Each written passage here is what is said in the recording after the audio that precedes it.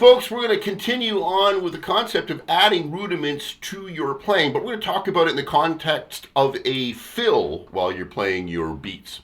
Well, let's talk first of all, reviewing back to what we just mentioned in our previous lesson, and that was adding grace notes and keeping a certain pulse to the snare and bass while the hi-hats are played at a lower volume. Well, the same thing somewhat applies as we begin to play our fills within our beats. Let's have a listen first, then we can talk about it.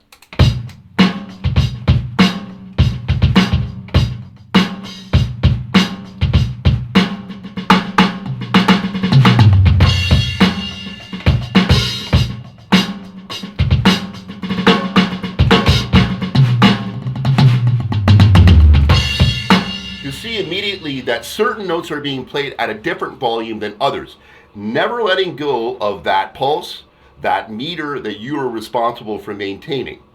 The idea being that, once again, it adds an interest for the listener as they're playing, or as you're playing and they're listening, as opposed to just a strict roll around the drums that's always being done. Now, in addition to that, we can start to add certain rudiments to our fills to, again, increase the interest and increase the, I suppose, flavor of your fills, that they don't always sound the same. For instance, one easy one to do is a flam, where two notes are being played together almost. There's a slight variation, and the easiest way to master that is to have one stick higher than the other and have them move at the same time. So how does it sound within the context of a fill?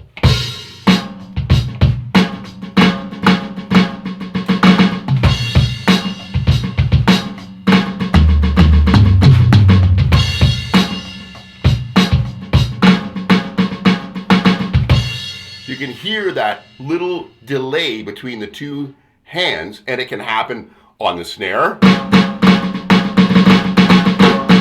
or it can happen with snare and toms,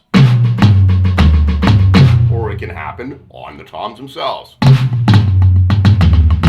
So all of those are adding a certain flavor to your fills that otherwise would be missing if you strictly relied on just rolling around the kit.